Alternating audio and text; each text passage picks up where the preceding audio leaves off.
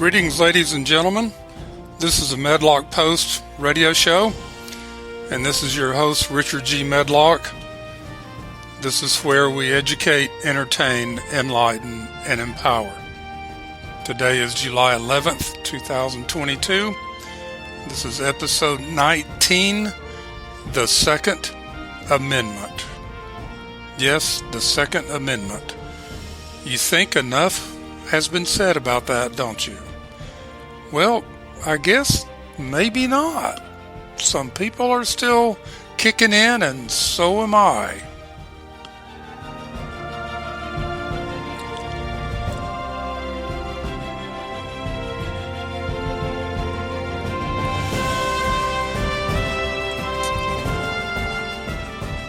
And our disclaimer today: the views and opinions on the Medlock Post radio show are the views and opinions of the host. They are not necessarily the views and opinions of Spreaker.com, its corporations, affiliates, or any other podcast streaming services, our good partners out there in the podcast world. I guess I should say podcast show instead of radio show.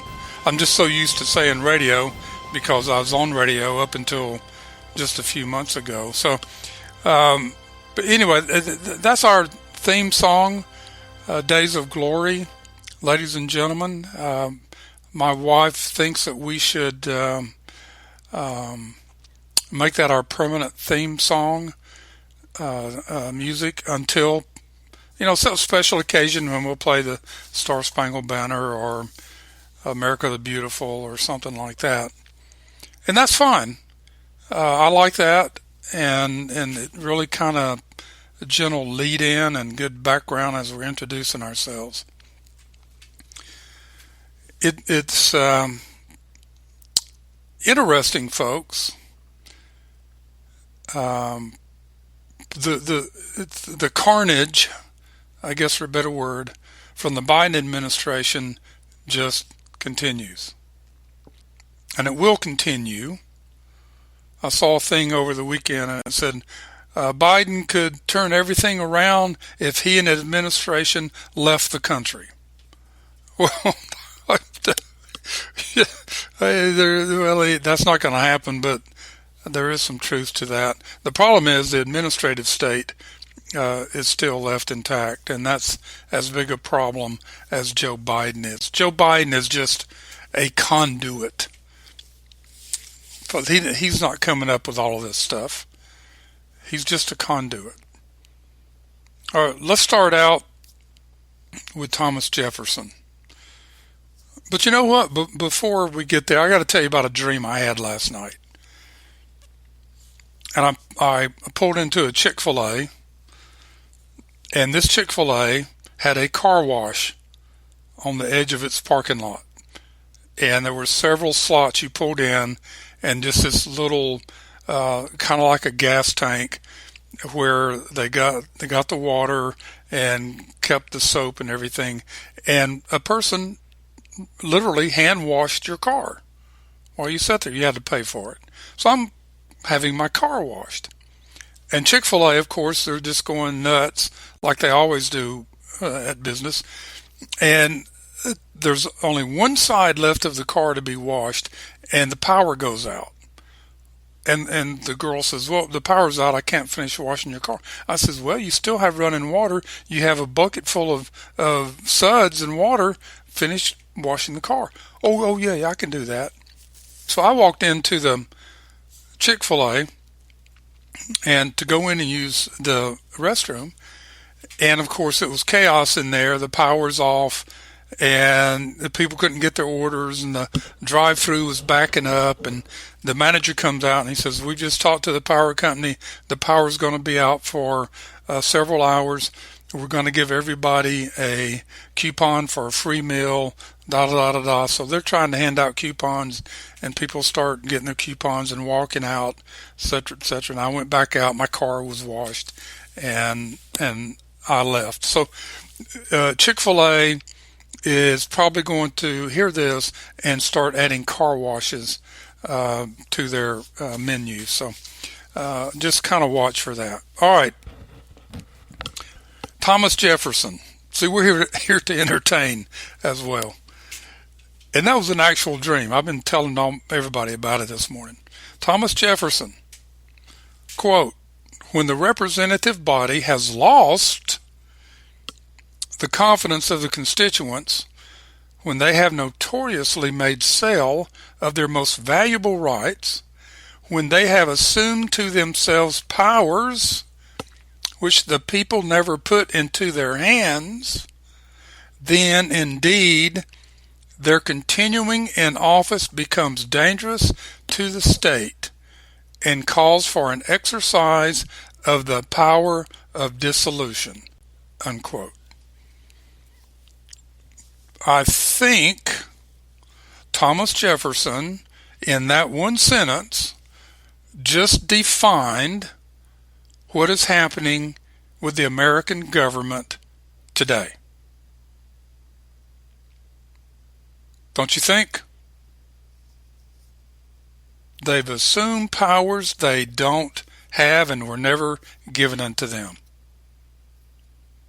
And we the people are fed up with this happening. It's amazing. Was it last night, this morning, Joe Biden came out, and now he's blaming the Republicans for standing in the Democrats' way of reducing gas prices, reducing inflation, getting the economy back going again, which they just said the other day it was the strongest economy in history. So which is it? So now he's blaming the Republicans for getting in their way. They are the ones in control of the House, the Senate, and the White House, and the administrative state. So, hey, who threw that rock? It's a different person every time of who threw that rock. Now, if you're going to lie, stick to one lie.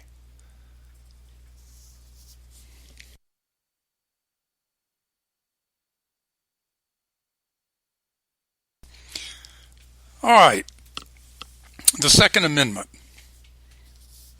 Remember, we're starting our new format where each show will be its own one subject, or a related subject. This is one subject, the Second Amendment. Three things here. It's kind of interesting how they came together over the last 3-4 days. One is a father who lost his daughter in the Columbine high school shooting in Littleton, Colorado in 1989. Another one is a feminist liberal writer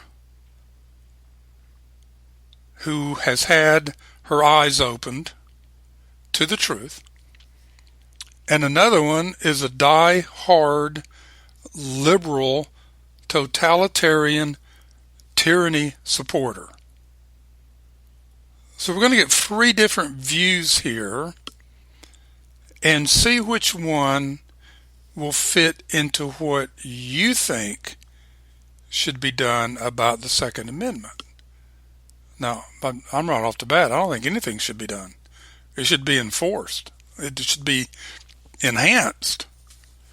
And you might agree with, after hearing this stuff, but Darrell Scott, 12 years after the Columbine shooting, was called to testify at Congress. And it's interesting how Congress calls up parents of victims that are lost in school shootings because they want their parents to come up and scream and yell and shout, do away with the Second Amendment, take everybody's guns away. But you know what? So here's Mr. Scott. And I've heard him speak before, not in person, but on tape or on news things. He's a brilliant man, and he's a very sensible man. And So he comes up to Congress, and what he said to our national leaders during this special session of conference was painfully truthful. They were not prepared for what he was to say, nor was it received well. But it needs to be heard by every parent, every teacher, every politician, every sociologist, every psychologist, and every so-called expert. These are courageous words that Darrell Scott spoke, and they are powerful. They're penetrating, and they're deeply, deeply personal. There's no doubt that God sent this man as a voice crying in the wilderness. I want to read you part of his transcript, his testimony in front of the House Judiciary Committee's subcommittee investigating gun violence. Quote, "Since the dawn of creation, there has been both good and evil in the hearts of men and women. We all contain the seeds of kindness or the seeds of violence. The death of my wonderful daughter, Rachel Joy Scott, and the deaths of that heroic teacher and the other 11 children who died must not be in vain. Their blood cries out for answers." The first recorded act of violence was when Cain slew his brother Abel out in the field. The villain was not the club he used, neither was it the NCA, the National Club Association. The true killer was Cain, and the reason for the murder could only be found in Cain's heart. In the days that followed the Columbine tragedy, I was amazed at how quickly fingers began to be pointed at groups such as the NRA, the National Rifle Association. I am not a member of the NRA. I am not a hunter. I do not even own a gun. I am not here to represent or defend the NRA because I don't believe that they are responsible for my daughter's death. Therefore, I do not believe that they need to be defended. If I believed that they had something to do with Rachel's murder, I would be their strongest opponent. I am here today to declare that Columbine was not just a tragedy, it was a spiritual event that should be forcing us to look at where the real blame lies. Much of the blame lies here in this room. Bam! Amen. We've been saying that. Back to Mr. Scott. Much of the blame lies behind the pointing fingers of the accusers themselves. I wrote a poem just 4 nights ago that expresses my feelings best. And he read his poem. Your laws ignore our deepest needs. Your words are empty air. You've stripped away our heritage. You've outlawed simple prayer. Now gunshots fill our classrooms, and precious children die. You seek for answers everywhere, and ask the question, why? You regulate restrictive laws through legislative creed, and yet you fail to understand that God is what we need. I've seen video of this testimony, and the House committee members are sitting there totally stunned at what this man is saying.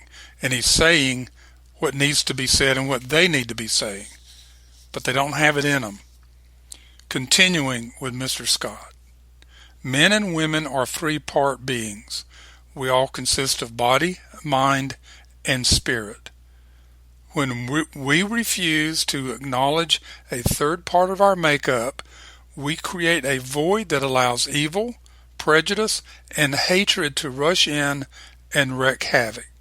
Spiritual presences were present within our educational system for most of our nation's history. Many of our major colleges began as theological seminaries. This is a historical fact. What has happened to us as a nation? We have refused to honor God, and in so doing, we open the doors to hatred and violence. And when something as terrible as Columbine's tragedy occurs, politicians immediately look for a scapegoat, such as the NRA. They immediately seek to pass more restrictive laws that contribute to erode away our personal and private liberties. We do not need more restrictive laws. Eric and Dylan would not have been stopped by metal detectors. Those were the names of the two shooters. Back to Mr. Scott.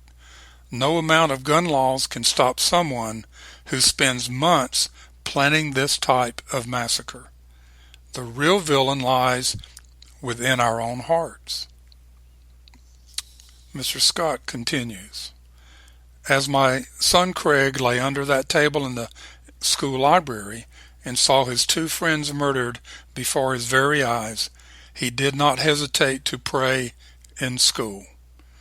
I defy any law or politician to deny him that right. I challenge every young person in America and around the world to realize that on April 20th, 1999, at Columbine High School, prayer was brought back to our schools. Do not let the many prayers offered by those students be in vain. Dare to move into the new millennium with a sacred disregard for legislation that violates your God-given right to communicate with Him. To those of you who would point your finger at the NRA, I give to you a sincere challenge. Dare to examine your own heart before casting the first stone. My daughter's death will not be in vain. The young people of this country will not allow that to happen." Unquote. Thank you, Mr. Scott.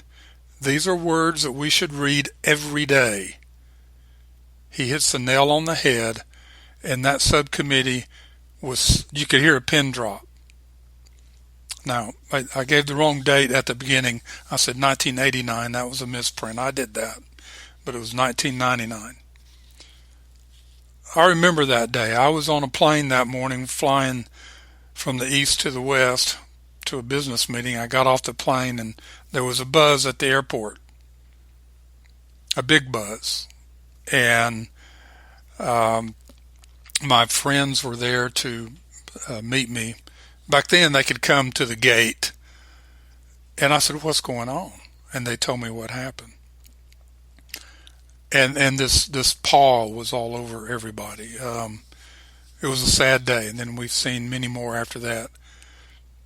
And I think we can look at our politicians who do not have a spine, that want to follow political ideologies against the Constitution, not to do the right thing when it comes to stopping our innocent children from being massacred.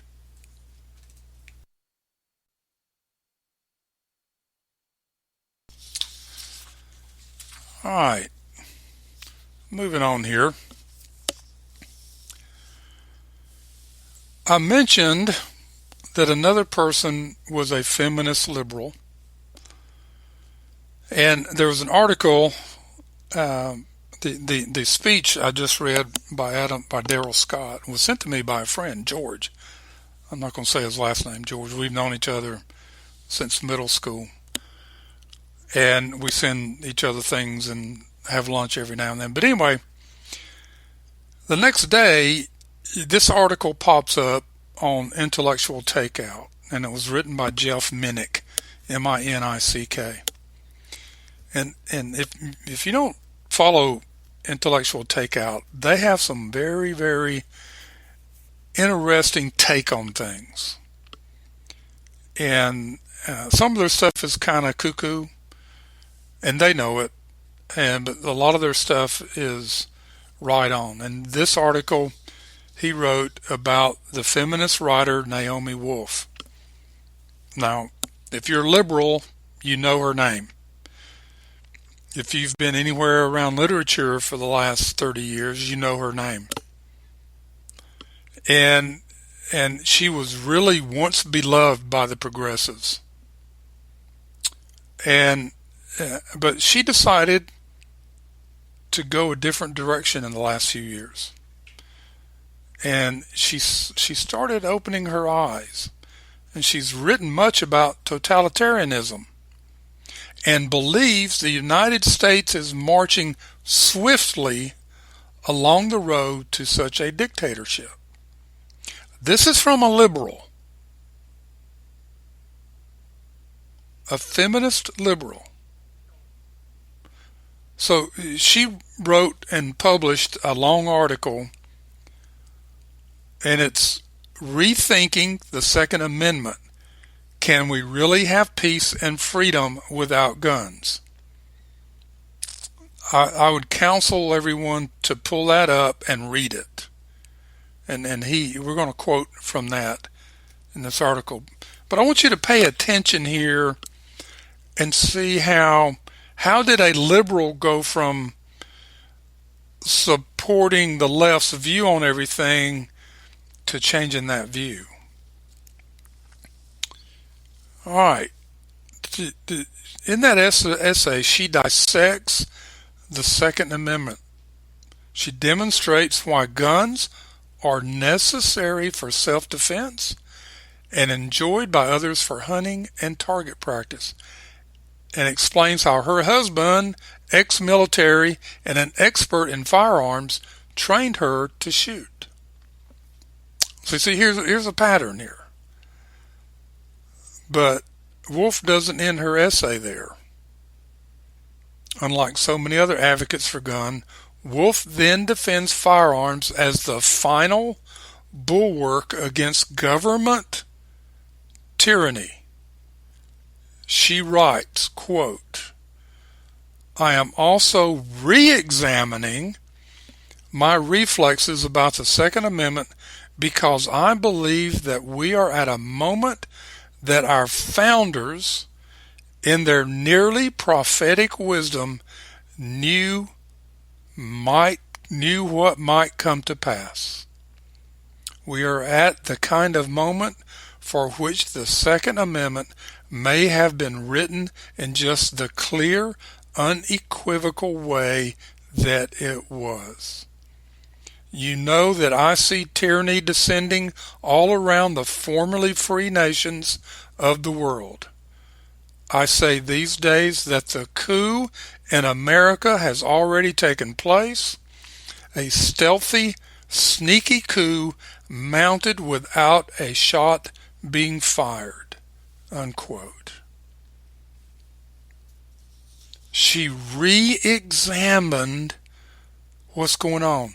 She went back and apparently read the Constitution, studied the Second Amendment, studied what the founders had to say, and how they came up with all this logic and inspiration, and her light comes on. And then when she said what they're saying, and that they understand tyranny and totalitarianism, and she starts looking at what's happening in America, boom. The light is there. In her article, she then directs the readers to look at places like Shanghai and Australia, the formerly historically lacking firearms, the latter stripped of most of their weapons 25 years ago. There the governments get away with being bullies and aggressors, in part because the people they intend to crush have no recourse or defense. They're defenseless. We've seen that over and over in countries, and we've seen millions of people die because the government took their last defense away. Quoting Naomi Wolf again, you can hate guns. I have hated guns most of my life. I hate violence. I hate gun violence. I hate the slaughter of innocents. I am a peaceful person. unquote. But she remains firm in her conviction that guns not only defend us against thieves, rapists, and other assailants, but also against a tyrannical government which she believes has come close to reality here in the United States. And ladies and gentlemen, she's opening a lot of eyes here. Those that will see can understand her words and start seeing what's happening. Like Wolf, most of us, and Jeff Minnick did a great job with this article. Like Wolf, most of us surely mourn the innocent death and wounded of mass shootings. Fewer of us, I suspect, are aware of the weekly casualty list in our large cities. Over the 4th of July weekend, for example, 71 people were shot in Chicago, 8 of them killed. Now, this was not including those that were shot at the parade in Chicago, at Highland Park. And then I just saw the numbers this morning for Chicago. I think it was another 38, 40 people shot over the weekend. All right, back to Jeff Minnick. After many of these acts of mayhem and violence, some in our media and some lawmakers call for stricter gun controls or confiscating guns altogether. And we'll get to someone who wants to do that. The problem with these arguments is that people shoot these guns. People shoot these guns. Some of them are insane, some bear a grievance of one kind or another, and many are members of street gangs. Rather than addressing the underlying causes of gun violence, the mentally unstable, the hoodlums that shoot up city streets, the infiltration of our country by violent drug cartels from south of our border, the feds and their supporters go after the instruments of this violence rather than the agents of the violence. Amen, Jeff. I fully agree there. Meanwhile, tens of millions of ordinary Americans own guns, but they don't use them to inflict death on neighbors and strangers. In fact, guns prevent hundreds of thousands of violent crimes every year. To return to Wolf's argument that the Second Amendment was also intended to stymie government tyranny, suppose she is correct. Does that account for the Biden administration's crackdown, its insistence on new gun laws, the moves to banish certain weapons and ammunition, the constant denigration of gun owners? Jeff, the answer is yes. Back to Jeff. A few of Wolf's points near the end of her essay, in which she looks at Bill Gates and the push for a global government, and those of you that still think that's a conspiracy theory, start thinking twice. Back to Jeff. Will seem to some readers as over-the-top speculation. Perhaps, but Wolf has spent several years studying these globalist maneuvers, and so we must wonder, what if her predictions prove correct? What if even just a few in the government want to take away firearms not to protect the American people, but instead to leave them defenseless? And Jeff Minnick, that's exactly what they've been trying to do for years. Back to Jeff Wolf. It is becoming obvious, this is Wolf, I'm sorry. It is becoming obvious even to us pacifists, vegans, and tree huggers, as Wolf writes near the end of her article, that formerly free people who are unarmed and defenseless against the criminal tyrannies exerting massive violence and control upon them. I'm doubtful that great numbers of pacifists favor guns, but mention Wolf's premise to a lot of people that she fears totalitarianism is at our doorstep, and the first words would probably be, "That could never happen here." Had you told these same people 3 years ago or so that the government would soon assume emergency powers, shut down businesses, schools, and churches, and order people to stay inside their homes, they would likely have given the same answer. That could never happen here. But it did. Thank you, Jeff Minnick, and thank you, Naomi Wolf.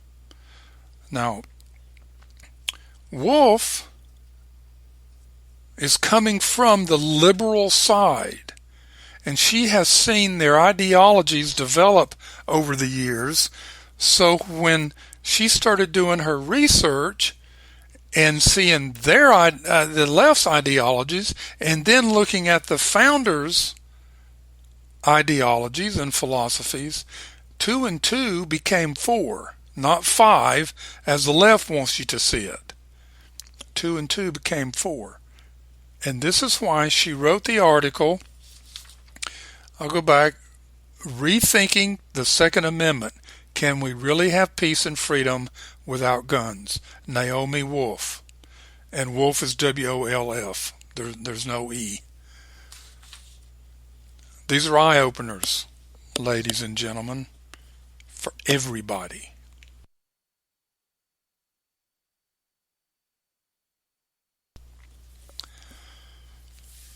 Okay. The third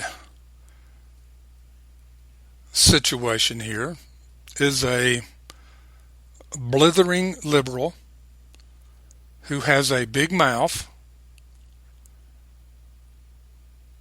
who actually profited from the Columbine high school shooting, made millions of dollars off of it.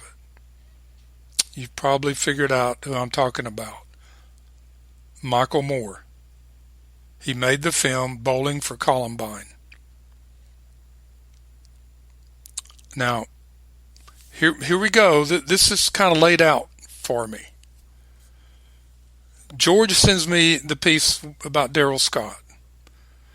Then the next day, Jeff Minnick on Intellectual Takeout has this article about Naomi Wolf. And then yesterday, this article hits, and it was, I think, Fox News on their website. And he has pinned the 28th Amendment. He wants the 28th Amendment to repeal and replace the Second Amendment. So here's this liberal filmmaker who has now offered his take on a way to overturn the Second Amendment and get rid of guns. And we've just heard why we should keep our guns. All right. He published an article, and I've never heard of this. It's Substack.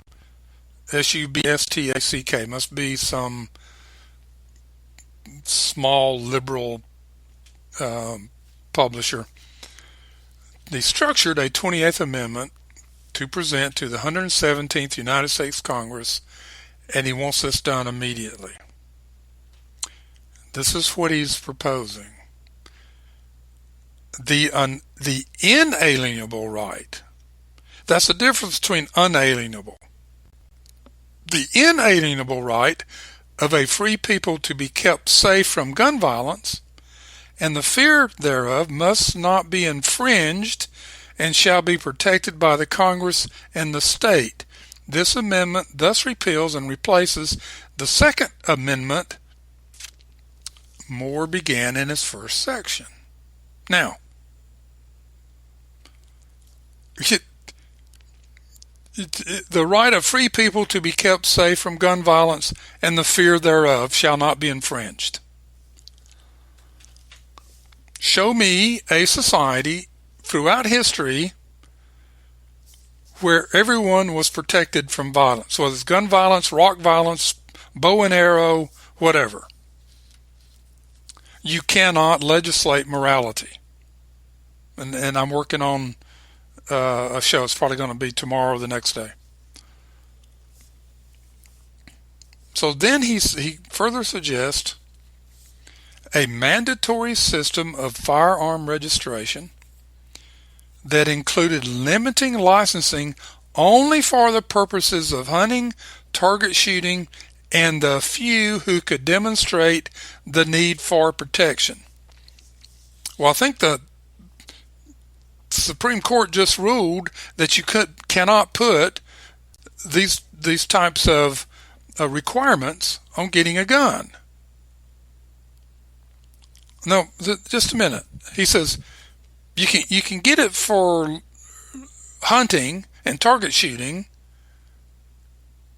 but you have to show demonstration the need for protection. Well, in today's society, that's just about everywhere you go, isn't it? All right. And he states here, the few who can demonstrate the need for protection. Other requirements, a stricter background test. I'm not sure how you can get more strict than it is today, unless you put your political stance on there. Okay. An annual written test.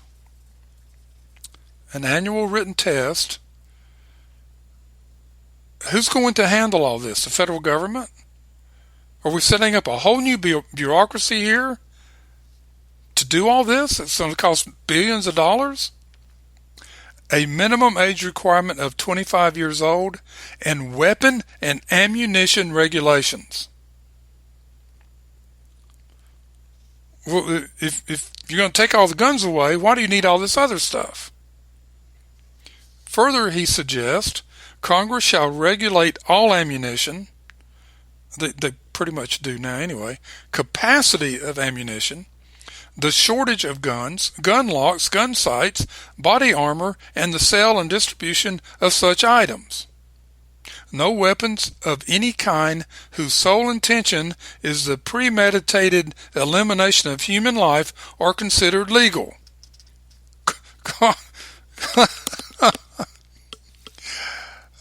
The more you read this, I mean, it's just laughable, folks. It is so contradictory, off the wall, nonsensical. Anyway, no weapons of any kind whose sole intention is the premeditated elimination of human life are considered legal. Well, a fork, a knife, a spoon.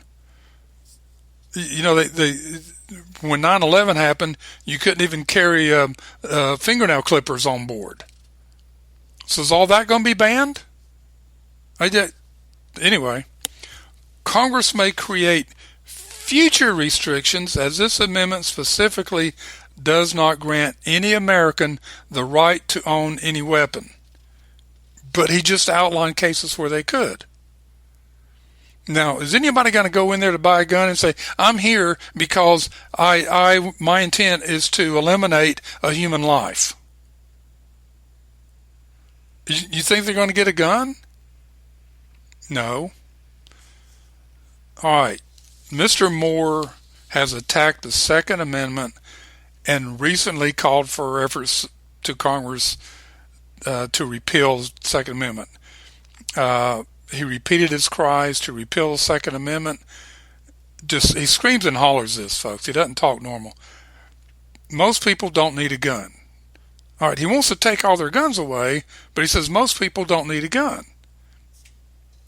But Naomi Wolf is sitting here saying, our government's going down that road of totalitarianism and tyranny, and we need to protect ourselves from them. She's not the only one saying that. Her eyes have opened up to that.